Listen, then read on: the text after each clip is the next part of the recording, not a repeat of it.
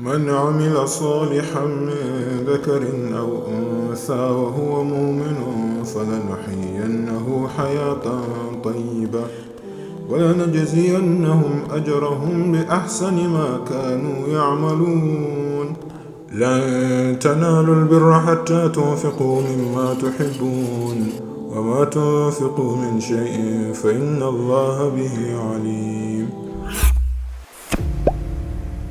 Charity is one of the most important deeds in Islam.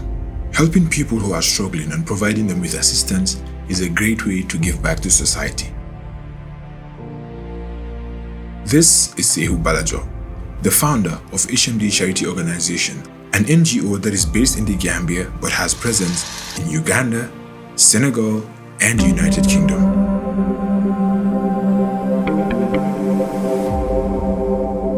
This story shows that Gambian youth still care. Like, this is a story of, I am going through difficulties, but I know you're going through more, so let's forget about mine and help you solve yours. HMD is run by Gambian youth who, with their limited resources, wants to make a difference, not just in the Gambia, but in the world. They support over 1,000 families every single Ramadan, built over 16 masajid in poverty-stricken communities, constructed 9 shelters for needy families, supported over 30 families with a business package, helped 3 sisters get off the streets, changed their lives, and started a business. When Sehu graduated, like many people his age, he was eager to find a job. He wrote to different organizations, went from one office to another, and after months of job hunting, he got one at an insurance company. But he quit after a few months because of the low pay. He then became a sales agent for car dealers, earning 10% commission on every car sold. With his savings and the assistance of one of his uncles that he called Dad, he purchased an internet cafe and found success in that business. The same uncle that assisted him with the internet cafe came back to Gambia for holidays. And it was that visit that changed everything. One day when we were having breakfast, he said to me, I met this guy today in Ibrahim. This guy is an ustaz. When I met him, I found some kids with him. And these kids, some of them are orphans. And he said to me, their parents are no more, but they left their kids with me. And I have no option but I have to take them in. So my dad was inspired by this guy's mindset. And he's like, I think when I'm back to the UK, I'll talk to some of my friends, trying to manage to pay a teacher for them, where the teacher will be able to teach these kids. So that expense will be off those stars. And this thing hit me. I'm like, this could be something that could become an orphanage, could become a home for orphans. God forbid, if he is no more, his own kids might say to this other kids, say, it's not your home. And they are right. If you want to secure these kids a future, is to get a place where these kids can call our home. And that makes so much sense. And he bought the idea. And when he went back, he spoke to some of his Gambian friends and 3 other Pakistani brothers. So we all came together. We about 8 of us. We started our orphanage. The place is about 100 by 100 meters. It's fenced around.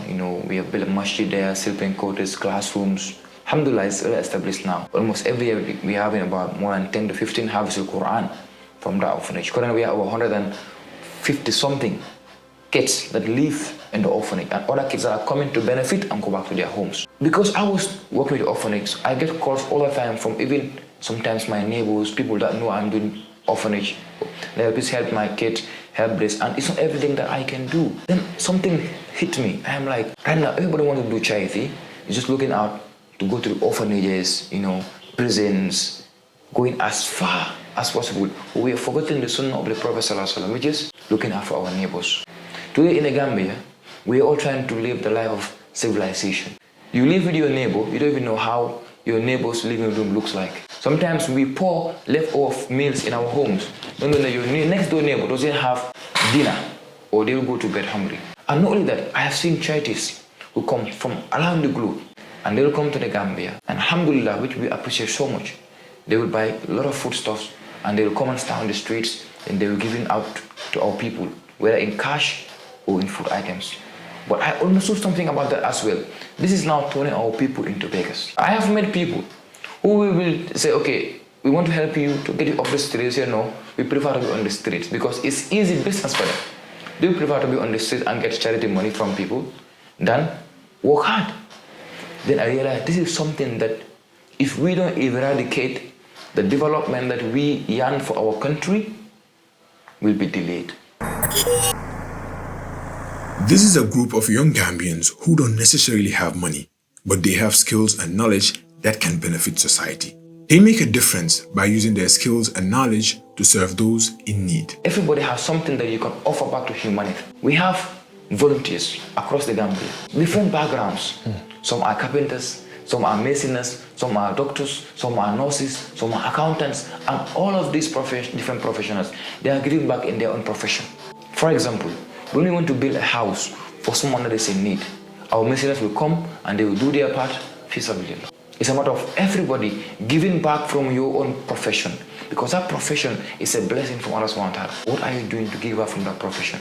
This is what inspired HMD, and this is why if you look at our name, it's helping to make a difference. Our way of charity is not just giving to quantity of people. We're trying to make a difference.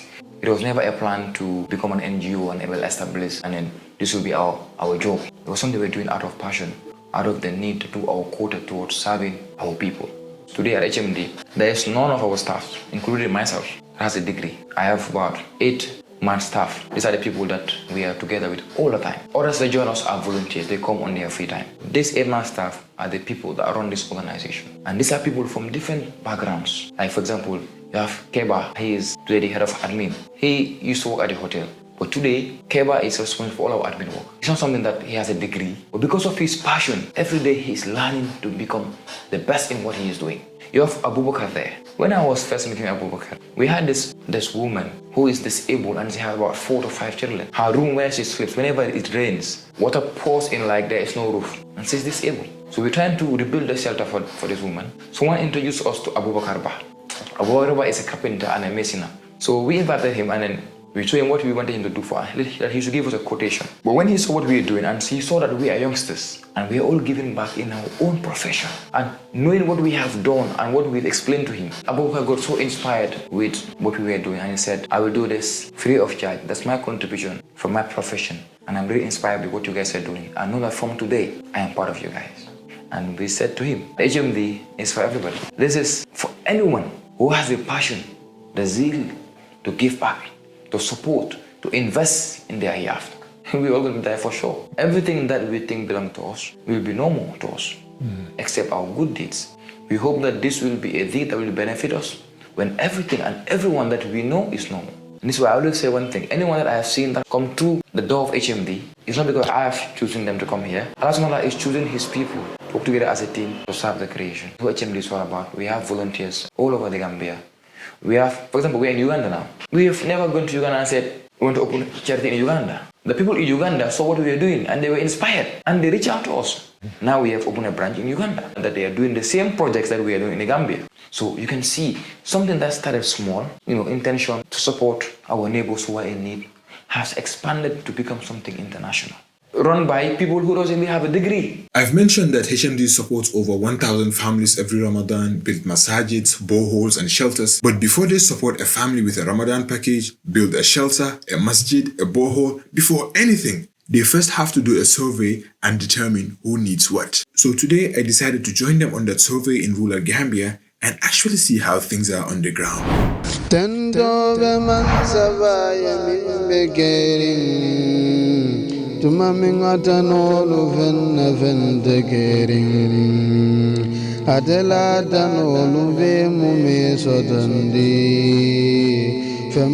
So we're here to do a survey on these families to see the ones that are most vulnerable.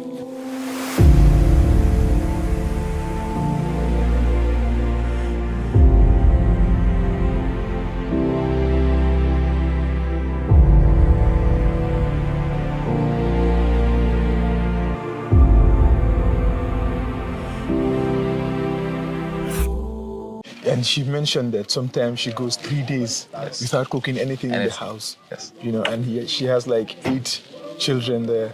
I don't even know how I feel right now. So that's why it's our job to make sure we shortlist these kind of families first and bring it to their doorstep. You cannot know these things if you sit at the office. You can know these things if you're just online trying to scroll.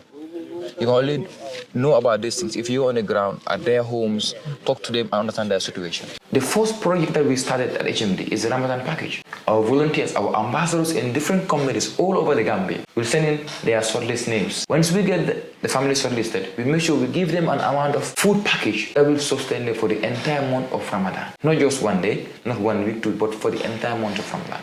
They started the Ramadan package in 2016. They went from supporting 15 families in the first year to 1,011 families in last year Ramadan. You could see the increasement of families, and the packages have never been changed. It's the same amount of money.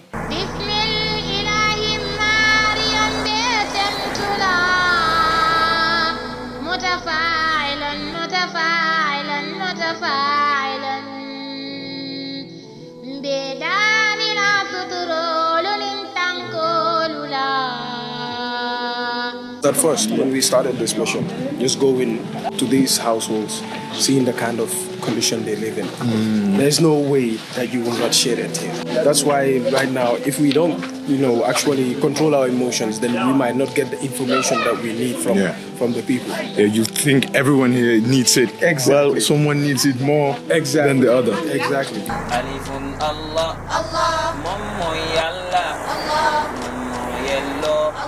Kat ak jaamu baun barrun mom aji bahla ñi ñepp mom la Let's have it. Yeah, that's the black power. Black power. Energy is needed right now. This place is mad tanga, bro. What are those? What are those? Dala you share that. By Raiba.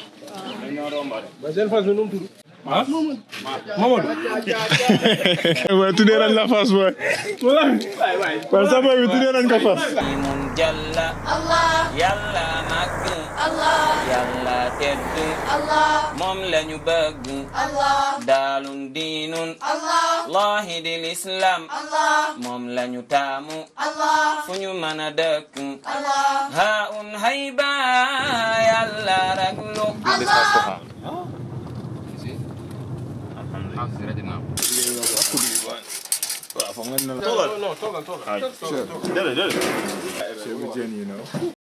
Bismillah. Wow. Sey, la jël lo kudu. Da bay na jël loxo bi rek. Lu sa dalil bi. Dalil kudu ak loxo bi yëpp benn.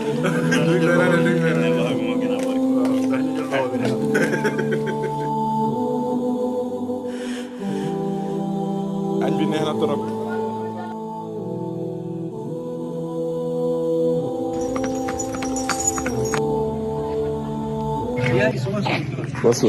It's been a long day, man. Yeah, it's not easy like that.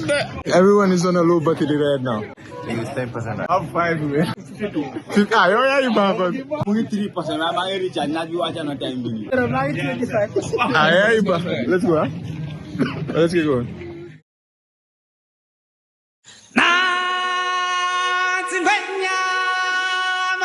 Beautiful morning. Just woke up. Spent the night at the MP's house. The funny thing is, I forgot my toothbrush. About to get one. Cool. This is my brush for today, man. The mighty Socho.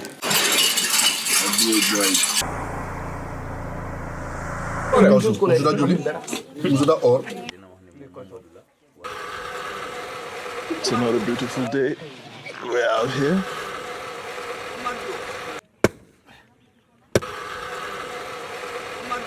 It takes like 5 days to make this, and in a month, he says he makes like, on average, he makes like $600 every month, $600. And this is what he does to provide for his family and everything.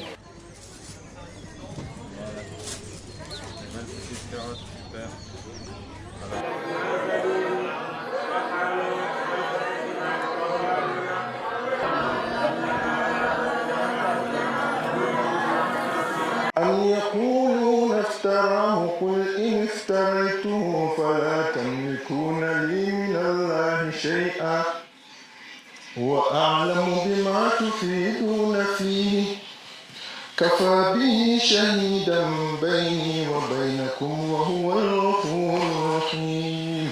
This is a Quranic memorization center with like 53 kids. There are only 4 houses, these hot houses, and these 53 kids, they share these 4 houses. a small settle which is less than 3 meters. You have over 15 kids sleeping in there. It's not healthy for any human being. So shelter is a priority. Also, food is a priority for them. It's most for me, like myself, I went to a boarding school, but there you pay. Yeah. So they obviously they take care of you and your shelter. But here the kids don't pay. They don't pay. So the parents just come and bring them here. Yes, because the parents cannot even afford, food for themselves. So obviously they cannot afford to take their kids to proper schools for education. They can only bring them to a place where they accept them for free. But this is the situation where they accept them for free. Most of them.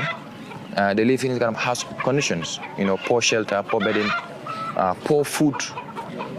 This is why we always try to reach out to this kind of centers and see how best we can bring aid to their doorstep. 90% of the people that we ask, everyone makes like 500, 600 every month. And this is something that, most of us, we spend in the day. Our daily meal, like the fish money, the Japan's is like 600. 1,500, and this is what these people are earning in a whole month. That's why the Prophet said, when it comes to dunya, always look at the people below you. That's where you see Allah's blessings. That's where you know that, honestly, Allah has blessed me. But when you are always looking at the people above you, you're on social media comparing your life to others above you, that is where all this unnecessary stress, putting yourself under pressure. Like I myself, I am so guilty of this. Alhamdulillah. Yeah, Alhamdulillah. That's all I can say, man. I am born in this village, brought up in this village, and also residing in this village. I know this is not a one-man job, but in your own little way, what are you doing to help? You've been to my place. You know that since after election, up to date, if I was using my salary or using my money for my own purpose, then the shape of my compound would have even looked in a different or in a better way. But most of the time, even us of yesterday when we were having dinner, you didn't realize it, but there was a woman who just peeped in and met us eating. She went back. So immediately after our meal, I have to go and meet the woman. I find out that they have a problem, they have a challenge, and their rice is finished, and they need support from me. So therefore, I have to dip my hands into my pocket. And there are some of them that maybe 4 or 5 people, I buy a bag of rice and give it to them. And even what I'm realizing in the Ramadan is that when this coming Ramadan, I will try from my salary, that is next month's salary, I will try to cut half of my salary, buy it, use it as a sugar and rice and support the poor. Basically, that's how I'm doing.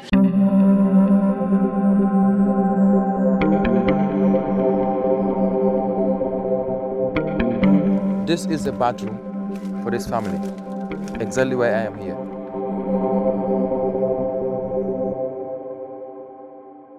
Assalamu alaikum wa rahmatullahi wa barakatuh. Dear brothers and sisters, that this is an emergency appeal to build a shelter for this family to call home. مثل الذين ينفقون أموالهم في سبيل الله كمثل حبة أنبتت 7 سنابل في كل سنبلة 100 حبة والله يضاعف لمن يشاء والله واسع عليم. Yalla magg Allah Yalla tedd Allah mom lañu bëgg Allah dalun dinun Allah wahidil islam Allah mom lañu taamu Allah fuñu mëna dëkk Allah haun hayba Yalla raglu Allah. This trip was truly an eye-opener for me because whenever I hear people say there's hunger in Gambia, like people are hungry, people are suffering. I know people are suffering, but like there's hungry, they'll go for days without eating.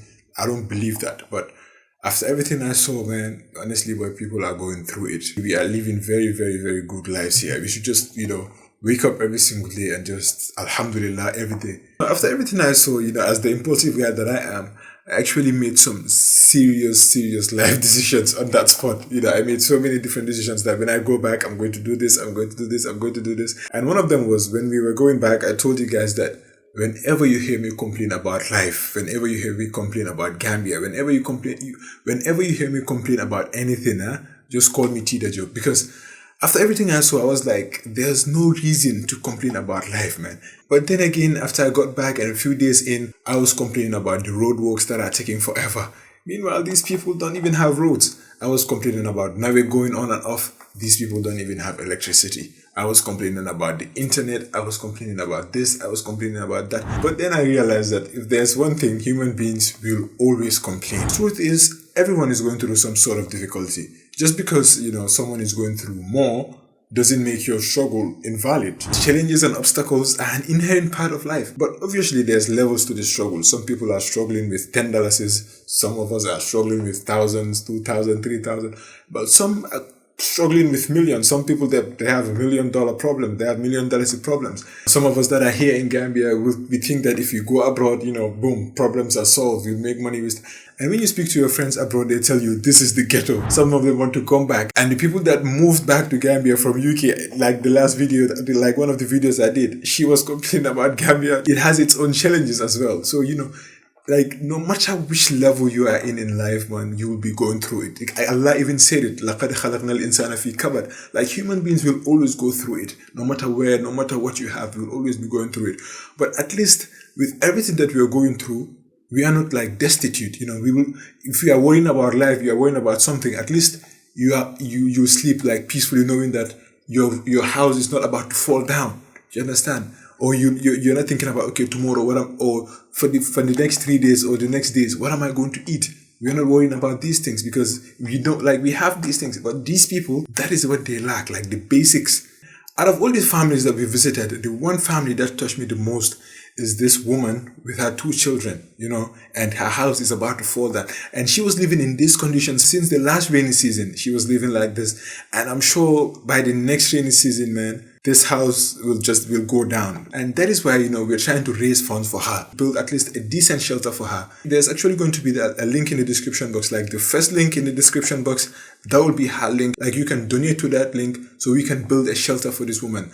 And I'll also leave my account details below in the description box. So for some of you who want to just donate directly, you can donate there. Let's build a shelter for this lady before the next rainy season. And when you donate through the GT Bank, make sure you label it a shelter project so that I'll know exactly what those funds are for. And also, if you want to do like a separate donation, you can even go through their website. I'll leave everything in the description box. I'll leave their YouTube channel. I'll leave their Instagram page. Everything that HMD does, I'll leave everything in the description box and you'll check it out yourself. So if you want to build a well for your family member, you can go to their website. There's that. If you want to build a masjid, there's that. And all these places that we visited in this video, like the community masjid, the Quranic memorization center, if you want to, sponsor them, help them build a shelter there. If you want to donate clothing, if you want to donate food stuff, whatever it is that you want to do, HMD does everything. You can just donate them directly. You can do zakat. They do zakat collection as well. So your zakat, you can pay it directly through them. But for the sake of this video, there's just one that I want us to raise funds together. That is this woman, Let's help build a shelter for her.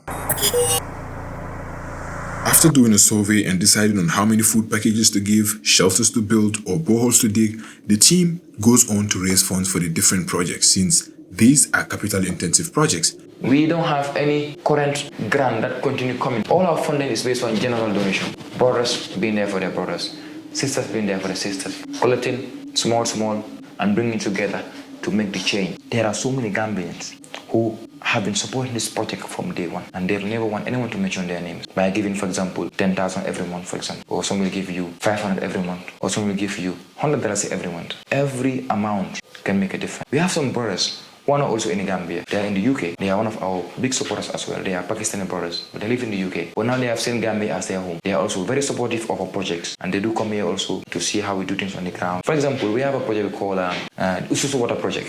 Ususu Water Project is like $350 every month. We bring all of these 350 together. We build one well for a community that doesn't have access to clean water. This is something that anyone can, even a student, can afford this.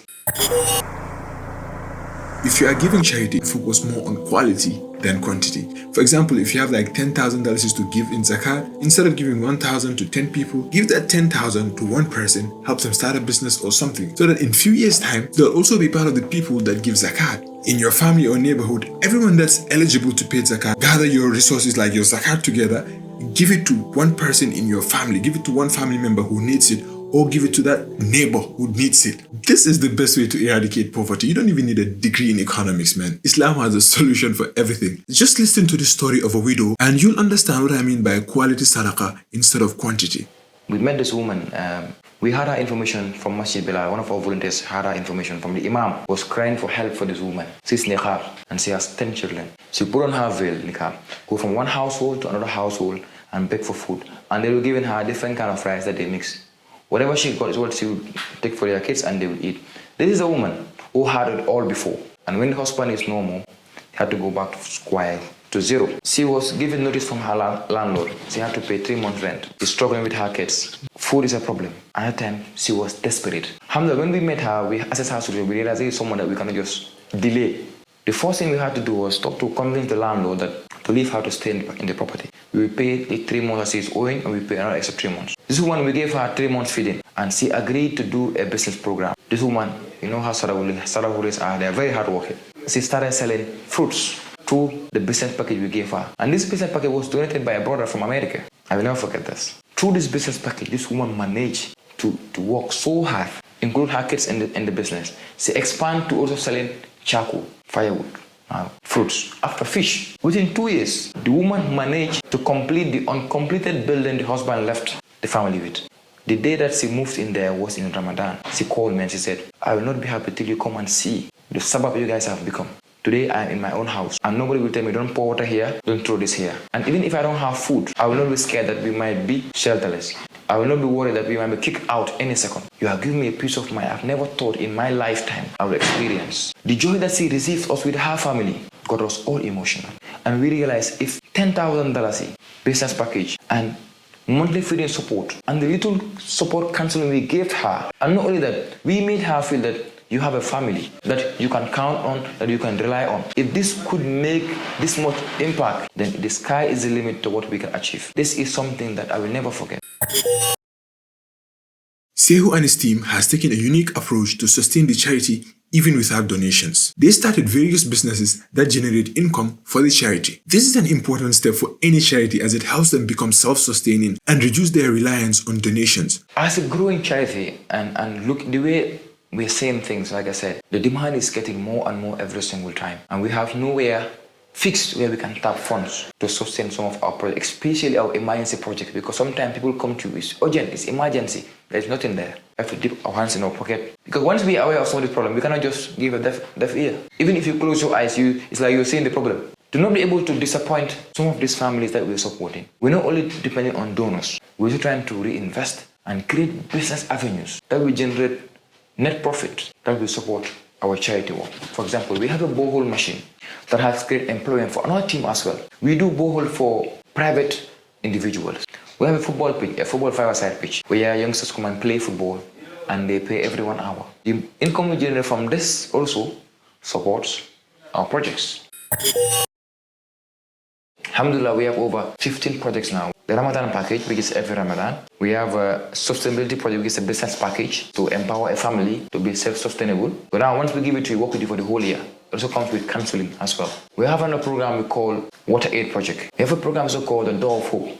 The Door of Hope, we work with vulnerable groups on the streets, especially sisters. They feel they are left out because they have to sell themselves to be able to make ends meet. Alhamdulillah, we have also managed to support some of them to stay out of that business. We are doing shelter projects. We respond to relief, like this flood that just happened. We also support the prisons. Like last year Ramadan, we facilitated for the release of some of the prisoners who could not afford to pay their fine. Not only paying their fines, but also we are working with them to help reset their mindset so they could become someone productive in the society. When you visit some of these homes, you look at their condition, their living conditions, you will understand that they cannot just be forgotten. Because you go to a home who has kids that are very vulnerable, and part of their house is already collapsed. Even where they are currently sleeping could collapse any second. Every human deserves basic needs like what? Food, shelter, water, education. And as Muslims, we believe in one thing. If you are not aware of a problem, it's not your responsibility. But if you are aware of a problem, then that becomes your responsibility to do something about it. This is why we include the shelter project in our programs to invite people who are blessed, who have the means to support families who cannot afford to build proper and safe shelters for themselves to get safe shelters. They have managed to build about 9 shelters that these families today are living comfortably in it.